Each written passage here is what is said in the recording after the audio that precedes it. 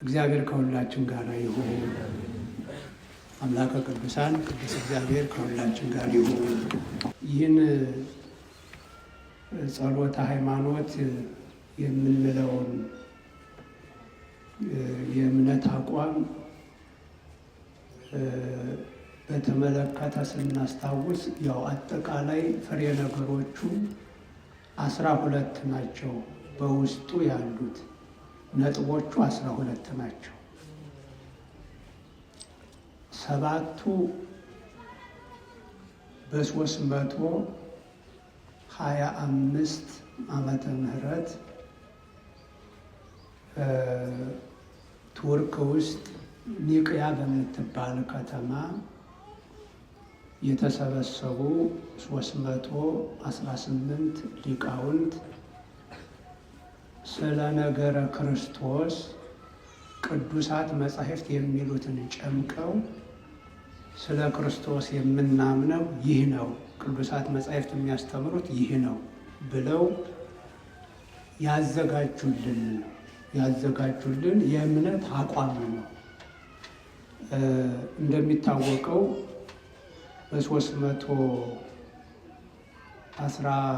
በ325 ዓመተ ምህረት ኒቅያ ላይ ጉባኤ የተደረገው ከሦስቱ አካላት በአንዱ በክርስቶስ ላይ የተለየ የእምነት የአስተምህሮ አቋም ይዞ የተነሳ አንድ ሰው ነበረ። ያም ሰው ማን ነው?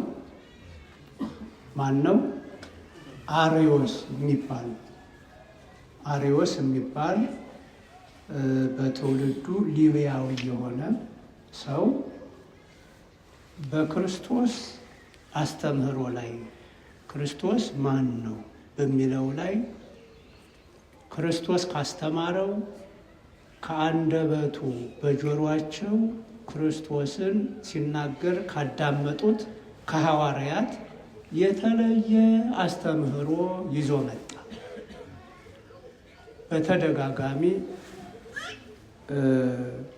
ከቅዱስ ጴጥሮስ ተፍጻሜተ ሰማዕት ጀምሮ ብዙ ሊቃውንት መክረውታል፣ አልሰማም እና ይሄ አስተምህሮ ምዕመናንን እየበረዘ ሲሄድ ቅዱሳን አባቶቻችን ዓለም አቀፍ ስብሰባ ማድረግ ግድ ሆነባቸውና በአሁኑ ቱርክ ተብሎ በሚጠራው በዛ ዘመን ታናሿ እስያ በምትባለው በኒቅያ ላይ ጉባኤ አደረጉ። እንግዲህ በዚህ ጉባኤ ላይ የተገኙት በሃይማኖታቸው ምክንያት ብዙ አካላዊ ጉዳት የደረሰባቸው ሊቃውንትም ጭምር ናቸው። የሃይማኖት ጉዳይ በመሆኑ ወንድማችን አርዮስ ጠፍቶ ማጥፋት የለበትም ወይም አጥፍቶ መጥፋት የለበትም። ልንመክረው ይገባል፣ ልንገስጸው ይገባል እና በዚህ ጉባኤ መቅረት የለብንም ብለው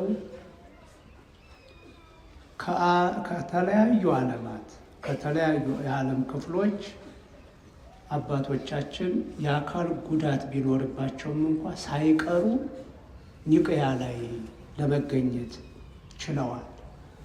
እንደውም ከኒህ ሊቃውንት መካከል ቶማስ ዘመርአስ የሚባለው ቅዱስ ሊቅ በሃይማኖቱ ምክንያት እጁ ተቆርጧል። በሃይማኖቱ ምክንያት እግሩ ተቆርጧል። እግሩን ቆርጠውበታል። እየተንቀሳቀሰ ያስተምር የነበረው በቅርጫት ሆኖ ተማሪዎቹ እየተሸከሙት ወይም በአህያ እየተጫነ ነው እየዞረ ሲያስተምር የነበረው። እጁም ተቆርጦ እግሩም ተቆርጦ እና ይህም ሰው በዚህ ጉባኤ አልቀረም። ሌሎችም በእምነት ምክንያት ሃይማኖታቸው የጠፋባቸው አሉ፣ አካላቸው የጎደለባቸው አሉ። ግን እንዳሁኑ ትራንስፖርት የለም፣ በረራ የለም፣ ተሽከርካሪም የለም።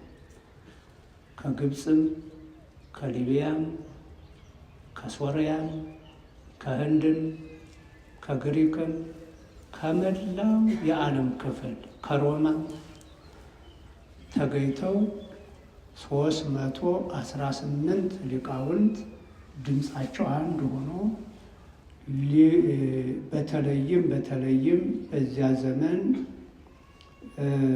የእስክንድሮስ የግብፁ ፓትርያርክ የእኛም ፓትርያርክ ማለት ነው ጸሐፊ የነበረው ሊቀ ዲያቆን የነበረው አባታችን ቅዱስ አትናቴዎስ የሚመጥኑትን ጥያቄዎች በማውጣት አርዮስን እንዲመክሩ ተደርጓል።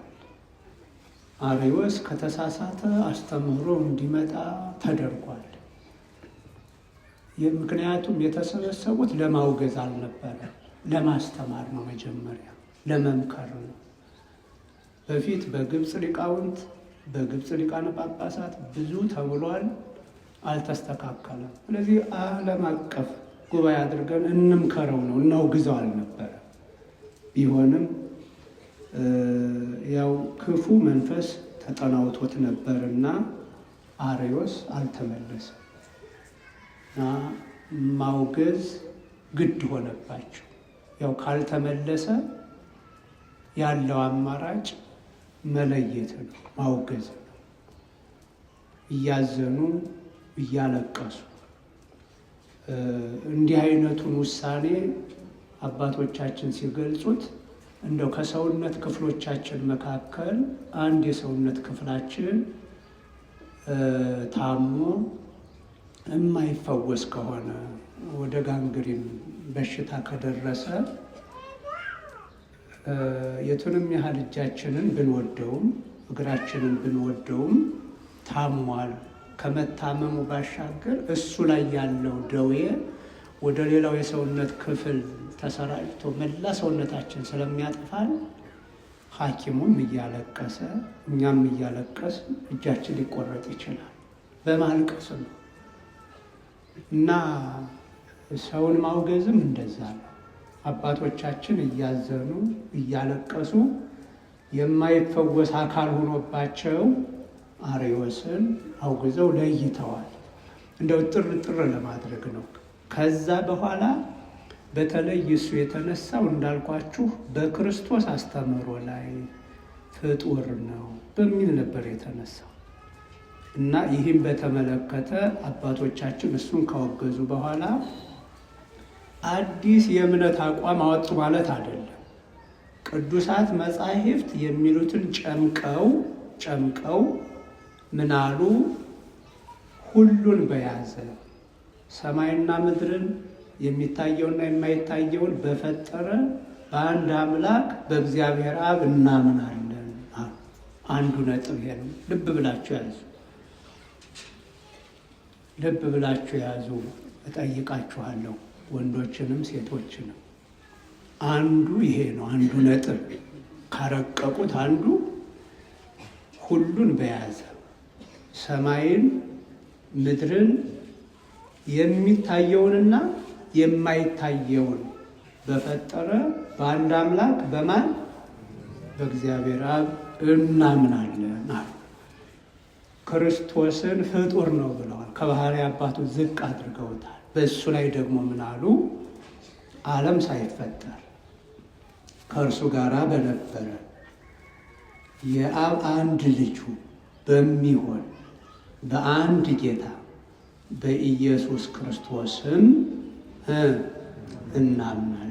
ሁለተኛው ይሄ ነው፣ እናምናለን። ይሄ ማለት ፍጡር አይደለም። ዓለም ሳይፈጠር ከእርሱ ጋር በነበረ ከማን ጋር የነበረ? ከእግዚአብሔር አብ ከአብ ጋር የነበረ ዓለም ሳይፈጠር ከእርሱ ጋር በነበረ የአብ አንድ ልጁ በሚሆን በአንድ ጌታ በኢየሱስ ክርስቶስ እናምናለን። ከዛ በመቀጠል ስለ እሱ ሲናገሩ ኢየሱስ ክርስቶስ ማን ነው ለሚለው ከብርሃን የተገኘ እውነተኛ ብርሃን፣ ከብርሃን የተገኘ ብርሃን ነው። ከእውነተኛ አምላክ የተገኘ አምላክ፣ ከአምላክ የተገኘ አምላክ ነው። የተፈጠረ ያይደለ የተወለደ ነው። የተወለደ ነው እንጂ ኢየሱስ ክርስቶስ ምንድን ነው? የተፈጠረ አይደለም፣ የተወለደ ነው እንጂ። ከድንግል ማርያም ተወለደ እንላለን እንጂ ተፈጠረ አንልም። አሁን ስለ ኢየሱስ ክርስቶስ ሲያብራሩልን በመለኮቱ ከአብ ጋራ የሚስተካከል አንድ ነው። በመለኮቱ ከአብ ጋር ልዩነት የለውም፣ አንድ ነው። ሁሉ በእርሱ የሆነ ነው። ሁሉ በእርሱ የሆነ ያለ እርሱ ግን ምን የሆነ የለም። በሰማይም ካለው በምድርም ካለው፣ በሰማይም ፍጥረታት አሉ፣ ከሰማይ በታች በምድርም ፍጥረታት አሉ፣ ከምድርም በታች ፍጥረታት አሉ፣ የሚታዩ የማይታዩ። እነዚህ ያለ እርሱ አልተገኙም፣ ያለ እርሱ አልተፈጠሩ። ከአብ ጋር ፈጣሪ ነው አይደለም? ይሄን አሉ። ስለኛ፣ ስለ ሰው፣ ስለ መዳናችን ከሰማይ ወረደ፣ ከመንፈስ ቅዱስ በመንፈስ ቅዱስ ግብር ከቅድስት ድንግል ማርያም ፈጽሞ ሰው ሆነ።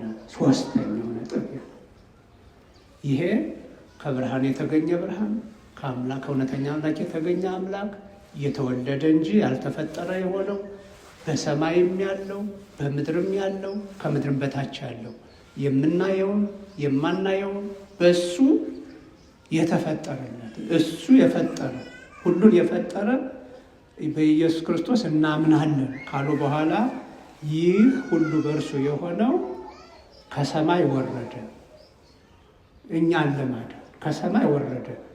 በመንፈስ ቅዱስ አሰራር፣ በመንፈስ ቅዱስ ግብር ከቅድስት ድንግል ማርያም ምን ሆነ? ፍጹም ሰው ሆነ፣ ሙሉ ሰው ሆነ። እናት ስለሌለው ከሰው አላነሰ። አባት ስለሌለው የተወለደው ከእናት ብቻ ነው አይደለም? ከእናት በመወለዱ አባት ስለሌለው ከሰው አልተለየም። ፍጹም ሰው ሆነ ማለት ነው። ይሄ ነው ሶስተኛው። እንግዲህ እግዚአብሔር አብ እናምናለን፣ በእግዚአብሔር ወልድ በኢየሱስ ክርስቶስ እናምናለን። እግዚአብሔር ወልድ ከሰማየ ሰማያት ወርዶ በመንፈስ ቅዱስ ግብር ከቅድስት ድንግል ማርያም ሰው እንደሆነ ምን እንላለን ማለት ነው? እናምናለን። ከዛ ሰው ሆኖ በጴንጤናዊው በጲላጦስ ዘመን ስለኛ ምን ብሏል? ተሰቅሏል፣ ታሟል፣ ሙቷል፣ ተቀብሯል። ሁለተኛው ነጥብ አራተኛው ነጥብ ማለት ነው። ሰው ሆኗል። ከዛ ስለኛ ምን ብሏል? በመስቀል ላይ ተሰቅሏል። በለበሰው ስጋ ተሰቅሏል። በለበሰው ስጋ ተቸንክሮ ታሟል፣ ሙቷልም፣ ተቀብሯል። ይሄን እናምናለን። ቅዱሳት መጻሕፍት የሚሉት ይሄን ነው። በስጋ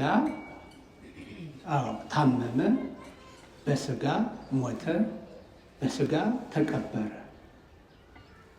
ይሄን እናምናለን አሉ። ከዛስ የታመመው የሞተው የተቀበረው በሦስተኛው ቀን ከሙታን ተለይቶ ምን ብሏል? ተነስቷል። ስንተኛ ሆነ? 5 ሆነ። 5 ተነስቷል። ከመቃብር ተነስቷል። ከመቃብር መነሳት ብቻ አይደለም፣ ያ የሞተው የተቀበረው ከሙታን ተለይቶ በሦስተኛው ቀን የተነሳው ወደ ሰማይ ምን ብሏል? አርጓል። በአባቱም ቀኝ ምን ብሏል? ተቀምጧል። ስንት ሆነ? 6 ሆነ። 6 ከዛስ አረገ፣ በአባቱም ቀኝ ተቀመጠ ካልን በኋላስ ዳግመኛ በሕያዋንና በሙታን ላይ ለመፍረድ በምስጋና ምን ይላል? ይመጣል። ስንት ሆነ? 7 እኒህን ነጥቦች እኒህን ረቂቆች ፈጥረው ሳይሆን አዲስ አውጥተው ሳይሆን ከቅዱሳት መጻሕፍት ጨምቀው አውጥተው ስለ ክርስቶስ የምናምነው ይህንን ነው። መጽሐፍ ቅዱስ የሚያሳምነን ብሉይ ኪዳን፣ አዲስ ኪዳን የሚያሳየን ስለ ክርስቶስ ይሄ ነው ብለው ስብሰባውን ከጨረሱ በኋላ የስብሰባው አቋማቸው ይሄ ነበር። እነዚህ 7 አንቀጾች፣ 7 ነጥቦች። ስለዚህ እኒህን በደንብ ሸምድዶ መያዝ ይገባል። የእምነት አቋማችን ናቸው። እኒህ ሊቃውንት ምንድን ነው የኦርቶዶክስ የሚለውንም ስያሜ ለአስተምህሮ የሰጡት በዛን ጊዜ እነሱ ናቸው። ኦርቶዶክስ በ325 ዓመተ ምህረት ኒቅያ ላይ በቱርክ ውስጥ የምትገኘው ኒቅያ ላይ የተገኙት ይሄን ያረቀቁት ሊቃውንት ምን ብለዋል? ለክርስትናው መግለጫ ሲሰጡ ኦርቶዶክስ፣ ኦርቶ ማለት ርቱዕ ማለት ነው፣ የቀና ዶክስ ማለት አስተምህሮ እምነት ማለት ነው። ኦርቶዶክስ የሚለው ወደ ግዕዙ ሲመጣ ርቱዕ ሃይማኖት እንደማለት ነው፣ የቀና ሃይማኖት ማለት ነው። እና ኦርቶዶክሳዊ ሲባል ከዛ በኋላ ኒቅያዊ የ318ቱ ሊቃውንት ልጅ በእኒህ ነጥቦች የሚያምኑት የ318ቱ ሊቃውንት ልጅ ኒቅያዊ ማለት ነው። ኦርቶዶክስ የሚለው ከዛን ጊዜ ጀምሮ ነው የመጣው። ስለዚህ እኒህን የአቋም መግለጫዎች ካዘጋጁ በኋላ አልተበተኑም። ብዙ ቀኖናዎችን ወይም ድንጋጌዎችን፣ ቀኖና ስንል ድንጋጌ፣ ውሳኔ ማለት ነው፣ ስርዓት ማለት ነው። ስለ አጽዋማት መጾም እንደሚያስፈልገን መጽሐፍ ቅዱስ ያዛል። እንዴት መጾም እንዳለብን ደግሞ ያንን ማዘጋጀት ያስፈልጋል፣ ስርዓት ማውጣት ያስፈልጋል። ይህን ስርዓት አውጥተዋል። ይህን ብቻ አይደለም። ቅዱሳት መጻሕፍት እነማን ናቸው የሚለው ነው። በወንጌላውያኑ ስም የተለያዩ ስህተት ያላቸው መጻሕፍት የማቴዎስ ወንጌል፣ የእንድርያስ ወንጌል፣ የዮሐንስ ወንጌል የሚባሉ በጣም ብዙ አሉ የሚያሳሰቱ የነበሩ። እነዛን ለይተው መልእክታቱን ሁሉ ለይተው የመጽሐፍ ቀኖና ማዘጋጅተው ነው የሄዱት። የጾም ቀኖና ብቻ አይደለም ያለን፣ የመጻሕፍት ቀኖናም አለን። አምላካዊያት መጻሕፍት እኒህ ናቸው ብለው 80 ቅዱሳት መጻሕፍት ለይተው እኒህ ናቸው፣ ከኒህ መጨመር ከኒህ መቀነስ አይገባም ብለው የደነገጉ ናቸው። በጥቅሉ ይሄ ፍትሕ መንፈሳዊ የምንለውን አዘጋጅተው ነው የሄዱት። ጉባኤውን ከጨረሱ በኋላ ዝም ብለው አልተለዩ። ስለዚህ እኒህን 7ቱን ያዟቸው። በስንት ዓመተ ምህረት ተረቀቁልን አልኳችሁ? በ325 በስንት ሊቃውንት? በ318 ሊቃውንት። የት ላይ? ኒቅያ ላይ። ኒቅያ የት ትገኛለች? በአሁኑ አጠራር ቱርክ፣ በዚያን ዘመን ታናሽ እስያ በሚለው ነው። እንግዲህ ጸሎት ሃይማኖት ይሄ ብቻ አይደለም አይደል? 5 አንቀጾች ይቀራሉ። እነሱ ደግሞ እነማን አዘጋጇቸው? በምን ምክንያት ተዘጋጁ? መቼ ተዘጋጁ? የሚለውን በሚቀጥለው እናየዋለን። አጠቃላይ 12 ናቸው ብያችኋለሁ። አሁን ይሄ የሃይማኖት ጸሎት በምንለው ነጥቦቹ 12 ናቸው። 7ቱን አሁን አይተናል። በእግዚአብሔር አብ እናምናለን፣ ጥቅልል ስናደርገው በእግዚአብሔር አብ እናምናለን፣ በእግዚአብሔር ወልድም እናምናለን። እግዚአብሔር ወልድ ሰው እንደሆነ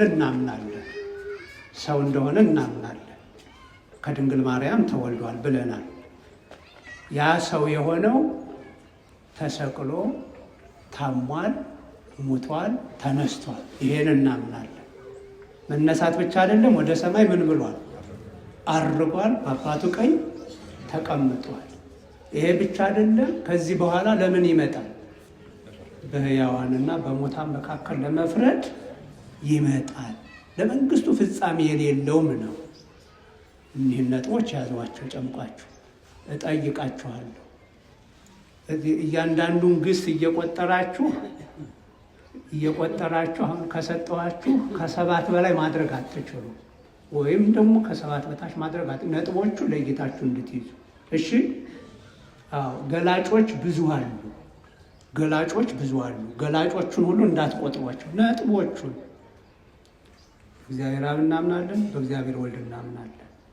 እግዚአብሔር ወልድ ምን ሆነ? ሰው ሆነ፣ ሞተ፣ ተነሳ፣ አረገ፣ ዳግም ምን ይላል?